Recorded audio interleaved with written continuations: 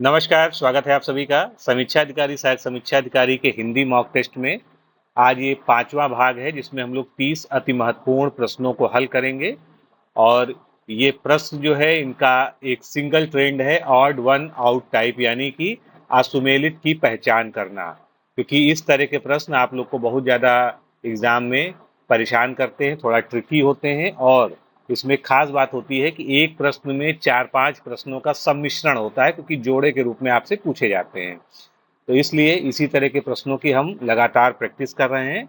और अगर आप जो है पहली बार इस वीडियो को देख रहे हैं तो निश्चित रूप से आप प्लेलिस्ट में चले जाइए और इसके पहले के वीडियोस को जो है जरूर देखिए।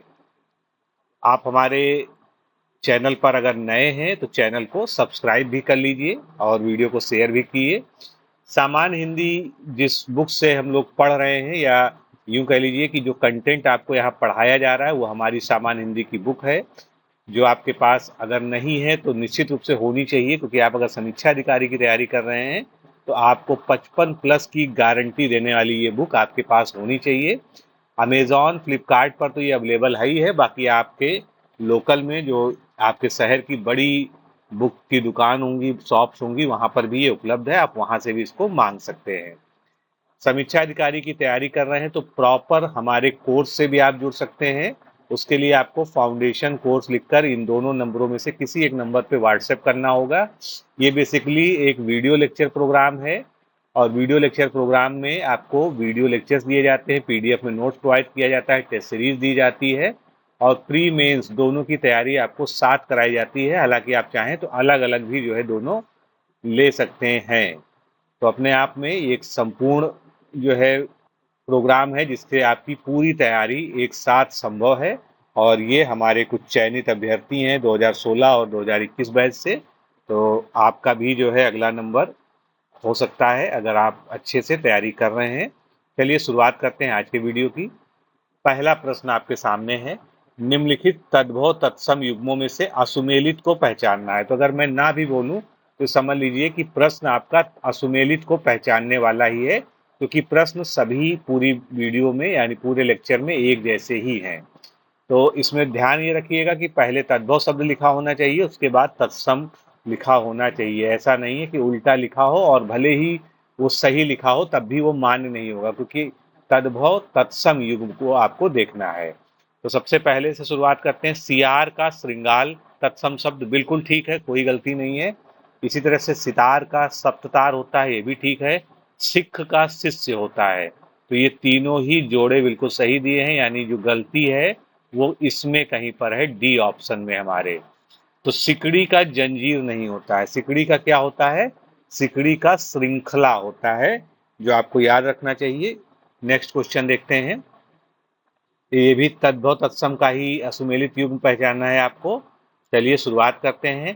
हाट, हाट का हट या हट दोनों हो सकता है, इसीलिए एक साथ दोनों ही दे दिया गया है। अलग अलग मानक पुस्तकों में अलग अलग आपको मिलेगा। हाथ का हस्त होता है, बहुत कॉमन सा है, आप लोग जानते हैं। हाथी का हस्ती होता है, कई बार पूछा गया है, थोड़ा सा कंफ्यूजिंग होता है, आप लोग हस्त से कंफ्यूज कर जाते हैं, लेकिन हस्ती होता है, ये ध्यान रखिएगा। तो हार का हारना नहीं होता है, हार का जो तत्सम शब्द होगा वो क्या होगा? वो हारी होगा। ये वाला जो है आपका बिल्कुल ठीक होगा। अगला प्रश्न, तद्भव तत्सम के ही युग्मों को हमको पहचानना है, असुमेलित वाले को। चलिए शुरुआत करते हैं। रगड़ना का घर्षण बिल्कुल ठीक है। रंगना का रंजन, रंभाना का रंभण, लेकिन रखना का रक्षण नहीं होता है। क्या होता है? रक्षण होता है, मतलब उच्चारण वही है लेकिन स्पेलिंग आपकी अगर रक्षण इस तरह से लिखेंगे तब जाके आपका ये सही माना जाएगा। तो एक बार फिर से देख लीजिए चारों ऑप्शंस को, और काफी क्लोज ऑप्शंस हैं, इसलिए इसमें हमेशा सोच समझकर जवाब देने का प्रयास करिए। अगला हमको असुमेलित युग्म पहचानना है, लकड़ी। लकड़ी का लगुड़ क्या होता है? बिल्कुल सही दिया हुआ है। रोपना, जिसको हम लोग पौधा रोपण कहते हैं या पौधे को रोपना, उसको रोपण कहते हैं, ये भी ठीक दिया हुआ है। इसके बाद देखते हैं लंगोट। लंगोट का लिंगपट बिल्कुल ठीक दिया हुआ है। तो आपको मिल गया कि इसी में गड़बड़ होनी चाहिए, ये गलत होना चाहिए। लंगड़ा का जो तत्सम शब्द होगा वो लंगड़ नहीं होगा, क्या होगा, लंग होगा।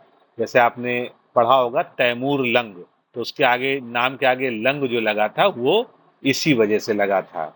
नेक्स्ट क्वेश्चन देखते हैं, तद्भव तत्सम का असुमेलित युग्म, इसमें भी पहचानना है। चलिए शुरुआत करते हैं। भाप, भाप का वाष्प होता है, बिल्कुल ठीक है। भादो का जो महीना होता है, जो हिंदी में भादो बोलते हैं और संस्कृत में या तत्सम शब्दावली में उसको भाद्रपद कहते हैं, बिल्कुल ठीक है, इसमें कोई गलती नहीं है। अगला जो है भादो का भाद्र, ये भी ठीक है, इसमें भी कोई गलती नहीं है। और भात का भात्र, ये क्या सही है, ये गलत है। भात्र, भात कौन सा है, ये चावल या जो है जिसको अनाज हम कहते हैं, तो इसको हम क्या कहते हैं, ओदन कहते हैं।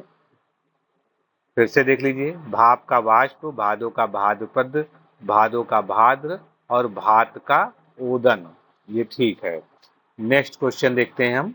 इसमें अब हमको विशेष विशेषण युग्मों में से असुमेलित को पहचानना है। तो शर्त वही है, विशेष पहले होना चाहिए, विशेषण उसके बाद में होना चाहिए।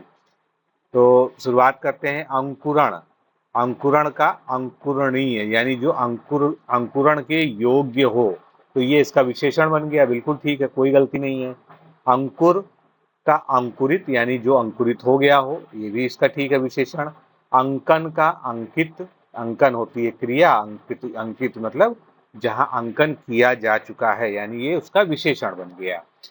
अंक का अंकन नहीं होगा, अंक का भी क्या होगा, अंकित ही होगा। यही खास बात है कि अंकन और अंक दोनों का अंकित होता है, इसको ध्यान रखिएगा।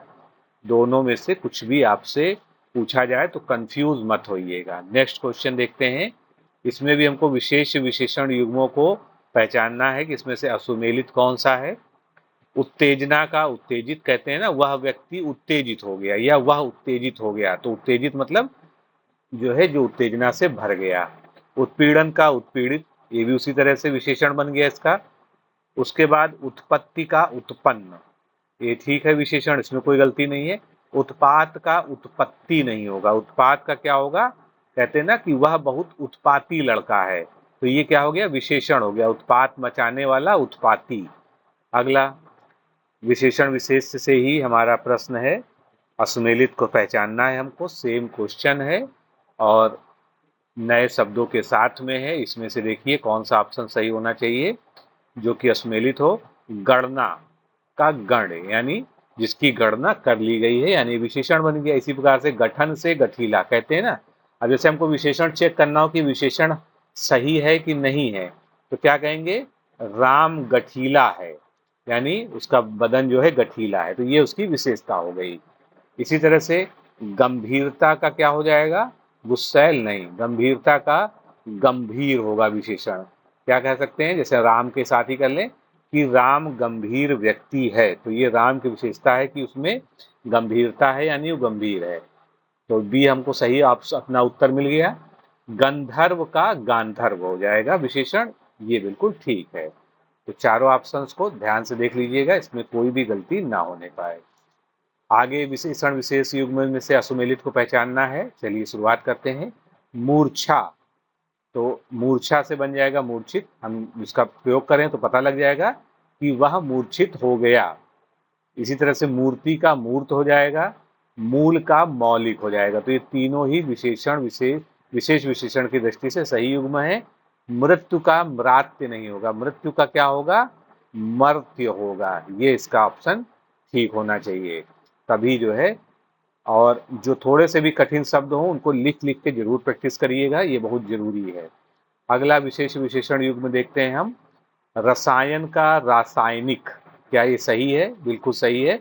जहां भी इक प्रत्यय लगता है दोस्तों बाद में, तो वहां पर जो है जो पहला जो है अक्षर होता है उसमें जो मात्रा होती है वो दीर्घ हो जाती है, तो ये रसायन का रासायनिक। इसी प्रकार से बहुत सारा, जैसे पुराण से बन जाता है पौराणिक, रसीद से रसीदी, ये भी ठीक है, जिसको हम कहते हैं ना कि रसीदी टिकट है, एक कॉमन एग्जाम्पल हम कहते हैं। राक्षस का विशेषण क्या हो जाएगा, कहेंगे ना कि उसकी प्रवृत्ति कैसी है, राक्षसी प्रवृत्ति है, तो ये भी ठीक हो गया। राज का राजस्व नहीं होगा, राज का क्या होगा, राजकीय होगा। नेक्स्ट क्वेश्चन देखते हैं हम। चलिए अगला प्रश्न लेते हैं, 11वां प्रश्न। इसमें असुमेलित को ही पहचानना है, लेकिन इसमें विलोम युग्मों में से आपको देखना है कि कौन सा असुमेलित है। तो चलिए एक एक करके शुरुआत करते हैं। अति का अल्प यानी ज्यादा का कम हो गया। सेम तरह से अति का न्यून, ये भी ठीक है। यानी अति के दोनों विकल्प यानी दो विलोम शब्द यहाँ पर दिए हैं अलग अलग जोड़ में, दोनों ही ठीक हैं। अतल का वितल, ये भी ठीक है, इसमें भी कोई गलती नहीं है। अब आ गया अठाना का अनठाना। तो अठाना का विलोम अनठाना नहीं होता है, क्या होना चाहिए? अठाना का विलोम पुगाना होना चाहिए। अब आपके मन में जरूर ये प्रश्न उठना चाहिए कि अठाना का अर्थ क्या होता है और पुगाना का अर्थ क्या होता है। तो अठाना के कई सारे अर्थ होते हैं, लेकिन जो यहाँ पर प्रयुक्त हुआ है पुगाना के संदर्भ में, उसका मतलब है स्थिति या ठहराव, और एक अर्थ इसका ठानना भी होता है, मचाना भी होता है। तो अठाना का या यहाँ पर कि कोई चीज कहीं पर स्थित है, ठहरी हुई है। और पुगाना का मतलब होता है पहुंचाना, किसी निर्दिष्ट सीमा तक, यानी एक उसकी सीमा तक जो है उसको पहुंचा देना, तो वो पुगाना कहलाता है। तो ये शब्द थोड़ा सा नया सा लग रहा हो आपको, लेकिन अर्थ जो है आपको इसका जरूर पता होना चाहिए।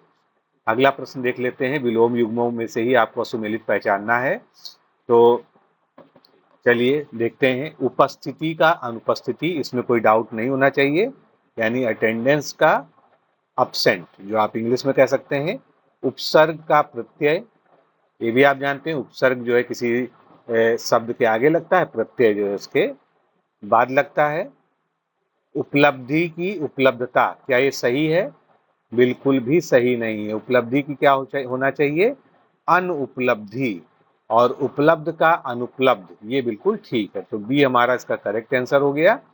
ये चारों ऑप्शंस हैं, इनको एक बार फिर से पढ़ लीजिए, कोई भी गलती आपसे नहीं होनी चाहिए। अगला भी हम विलोम युग्मों को ही देखेंगे। असुमेलित कौन सा है? एकाकी, यानी कोई चीज अकेली हो, दुकेला यानी दो, तो एक या दो, ये बिल्कुल ठीक है। एकांगी यानी जिसमें एक ही अंग हो, और सर्वांगी जिसमें बहुत सारे अंग हो, तो एकांग का सर्वांग होता है उसी तरह से। इसके बाद एकांकी, एक अंक वाला जो नाटक होता है उसको एकांकी कहते हैं, आपने पढ़ा भी होगा हिंदी साहित्य में। अनेकांकी यानी एक से अधिक उसमें अंक हो। अंक का मतलब यहाँ पर एपिसोड से है, पार्ट से है, भाग से है। फिर एक श्रुत का यहाँ पर दिया है अनेक श्रुत। एक श्रुत मतलब किसी एक के द्वारा सुना हुआ, अनेक श्रुत, और इसका जो है जो विलोम होना चाहिए वो एग्जैक्ट क्या होना चाहिए? बहुश्रुत, बहुत लोगों से सुना हुआ। नेक्स्ट क्वेश्चन देखते हैं, विलोम युग्म का ही है। चलिए, क्षमता का अक्षमता, ठीक है, इसमें कोई गलती नहीं है। क्षमा कर देने का दंड देना, ये भी ठीक है विलोम शब्द। क्षम्य का अक्षम्य, अक्षम्य का मतलब क्या होता है? ऐसा कोई कृत्य जिसको क्षमा नहीं किया जा सकता है, तो उसको अक्षम्य कहते हैं, ये भी ठीक है। क्षर का अनक्षर नहीं होगा, क्षर का क्या होगा? अक्षर होगा। अक्षर का मतलब जिसका क्षय नहीं होता है, जिसका क्षरण नहीं होता है, वो अक्षर होता है। अगला प्रश्न देखेंगे, विलोम से ही संबंधित है। कौन सा इसमें गलत है, असुमेलित है, ये आपको पहचानना है। ग्रस्त का मुक्त, ठीक है, कोई गलती नहीं है। ग्रथित का विकीर्ण, बिल्कुल ठीक है। ग्रथित मतलब एक साथ गुथा हुआ या एक साथ एकत्रित किया हुआ, विकीर्ण मतलब फैला हुआ। ये इसका शाब्दिक अर्थ हो गया, ये भी आपको जानना जरूरी है। गौरव का लाघव, गौरव मतलब किसी का गौरव, और लाघव मतलब उसकी जो है उसको नीचा दिखाना, इस तरह से। तो गौण का विलोम अगौड़ दिया है, जो कि गलत है। गौण का मतलब क्या होता है? जो है यानी नेग्जिलेबल, या जिसकी गिनती नहीं होती है, अत्यंत जो है जो कम है। और मुख्य इसका जो है बिल्कुल सही विलोम शब्द हो गया। चलिए अगला वाक्यांश देखते हैं। वाक्यांश में हमको असुमेलित युग्म को पहचानना है। तो असुमेलित युग्म इसमें कौन सा हो जाएगा, पहले एक एक करके चेक कर लेते हैं। अग्रज के विवाह के पूर्व अनुज का विवाह, यानी छोटे भाई बड़े भाई के रहते हुए छोटे भाई का विवाह हो जाना, इसको अनुवेश कहते हैं, बिल्कुल ठीक है। अग्नि से संबंधित या अग्नि का, ये क्या कहलाता है? आग्नेय कहलाता है। ये भी बिल्कुल ठीक है। अब जो है सबसे नीचे आ गया अगहन और ये ऑप्शन आ गया अगहन और पूस में पड़ने वाली ऋतु को हम क्या कहते हैं? इसको हेमंत ऋतु कहते हैं, ये भी ठीक है। अगुआ बनकर मार्ग दिखाने वाला, इसको अग्रदर्शक नहीं कहते, इसको क्या कहते हैं? इसको कहते हैं मार्ग दिखाने वाले को पथ प्रदर्शक। तो हमारा बी ऑप्शन जो है सुमेलित नहीं था, जो हमको सुमेलित कर लेना है। नेक्स्ट क्वेश्चन हमारा है असुमेलित युग्म ही पहचानना है वाक्यांशों में से। चलिए, उचित आहार करने वाला तो ये कहलाता है युक्ताहारी, जो उचित या जो युक्त हो वैसा आहार करता है। उच्च न्यायालय का न्यायाधीश न्यायमूर्ति कहलाता है, बिल्कुल ठीक है। उच्च वर्गीय शासन को सामंतशाही कहा जाता है, ये भी ठीक है। उत्तर द्वारा खंडन करके कहा हुआ, इसको अनुत्तर नहीं कहते हैं, इसको क्या कहते हैं? इसको कहते हैं प्रत्युक्त।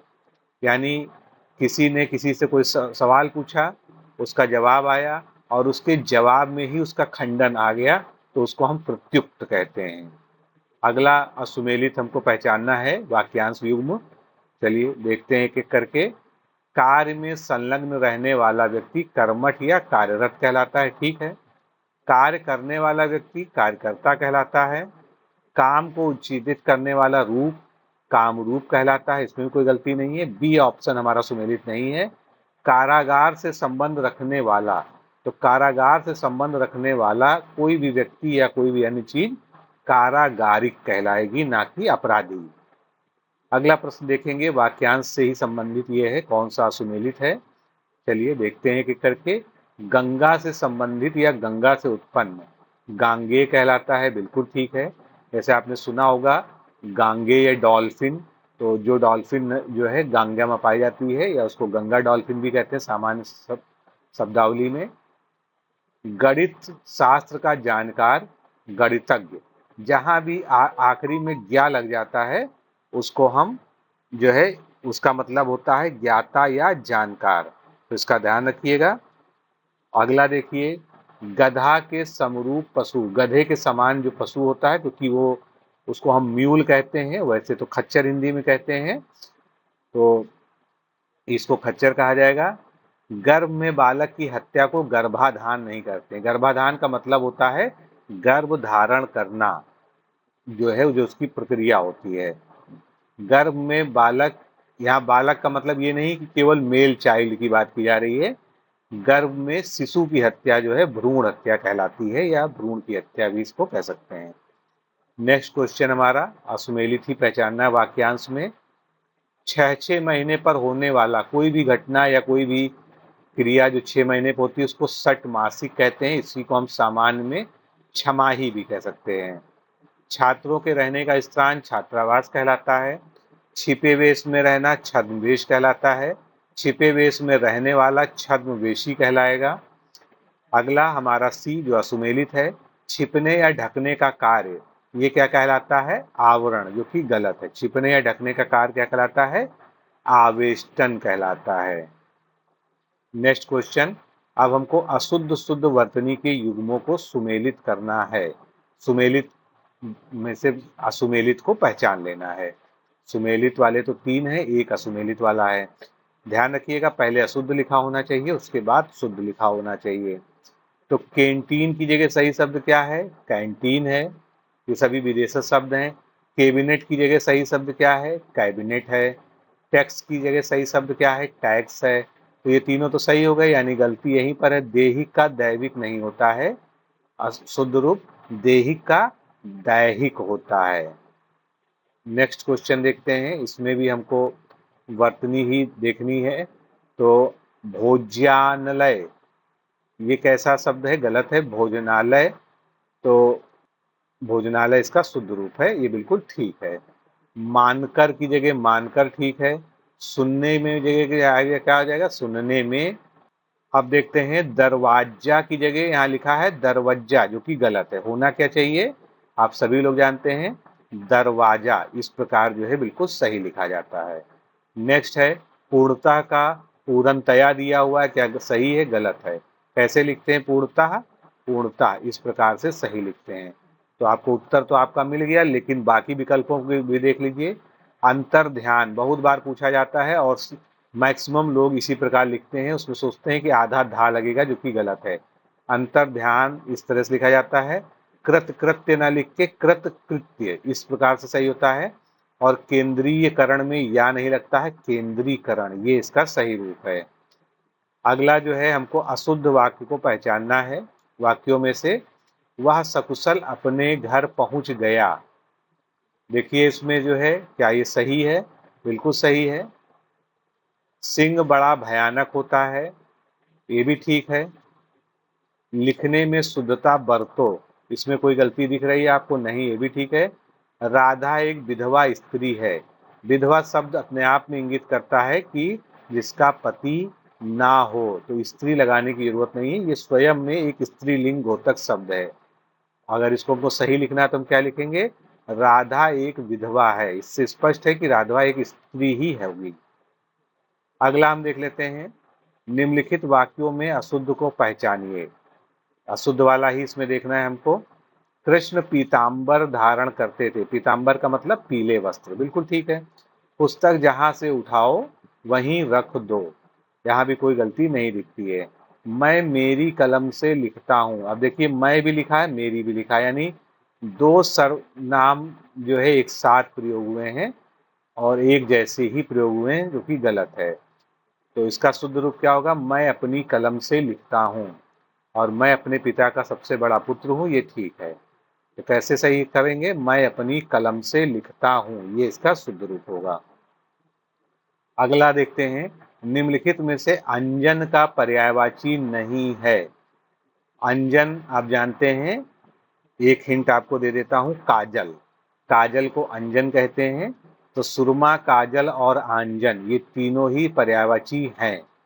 कोयला इसका पर्यायवाची शब्द नहीं होगा।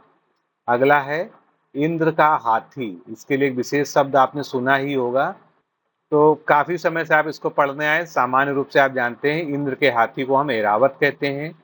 दूसरा उसका हम निकाल सकते हैं पर्यायवाची गजेंद्र। तीसरा अभ्र मातंग, ये भी ठीक है। इंद्र सुत नहीं है इसका पर्यायवाची। ये तीन इसके हैं, यानी ए हमारा करेक्ट ऑप्शन है। अगला प्रश्न लेते हैं, उपजाऊ का पर्यायवाची इनमें से नहीं है। कौन सा नहीं है? तो उपजाऊ का जो है इसमें से पर्यायवाची क्या नहीं है? अनुर्वर। अनुर्वर क्या हो जाता है? अनुर्वर का मतलब जो उपजाऊ नहीं है, जो उर्वर नहीं है। बाकी उर्वरा, जरखेज, फलप्रद ये सभी उपजाऊ के पर्यायवाची शब्द ही हैं। अनुर्वर को हम बंजर भी कह सकते हैं। इसका समानार्थी शब्द क्या हो जाएगा? बंजर। नेक्स्ट क्वेश्चन, गेहूं का पर्यायवाची इसमें से नहीं है। काफी बार पूछा जा चुका है गेहूं एग्जाम्स में। तो गेहूं का पर्यायवाची इसमें से नहीं है। कनक तो पर्यायवाची होता है। गोधूम इसका बिल्कुल शुद्ध जो है तत्सम शब्द होता है। गंदुम भी होता है। जौ एक अलग अनाज है जो कि गेहूं से संबंधित नहीं है, तो जौ इसका पर्यायवाची शब्द नहीं है। चलिए अगला प्रश्न देखते हैं, तीखा का पर्यायवाची इनमें से नहीं है। तीखा मतलब कड़ुआ, तो एक ऑप्शन तो आपके सामने यहाँ दिख गया। और कड़ुआ का अगर तत्सम शब्द देखें तो कटु हो जाएगा, ये भी ठीक है। पीता इसका जो है एक और आपको समानार्थी मिल गया। जहर का इससे संबंध नहीं है। जहर जो है इसका पर्यायवाची या समानार्थी विष होता है। तो इस तरह से तीखा का तीता, कड़ुआ, कटु, तेज, ये भी तीखा का ये भी हो जाएगा, तेज भी हो जाएगा पर्यायवाची शब्द। तो इस प्रकार से इसके पर्यायवाची आपको ध्यान रखने हैं। तो मित्रों, आज के इस सेशन में हमने पाँच पाँच करके 30 प्रश्नों को सॉल्व किया, और सभी प्रश्न लगभग एक ही पैटर्न पर आधारित हैं। असुमेलित को आपको पहचानना है, और इस तरह के प्रश्नों को की अधिकाधिक आप प्रैक्टिस करेंगे तो काफ़ी जो है आपके अंदर क्लैरिटी आ जाएगी। तो आज के लिए इतना ही, फिर मिलते हैं। नमस्कार, धन्यवाद।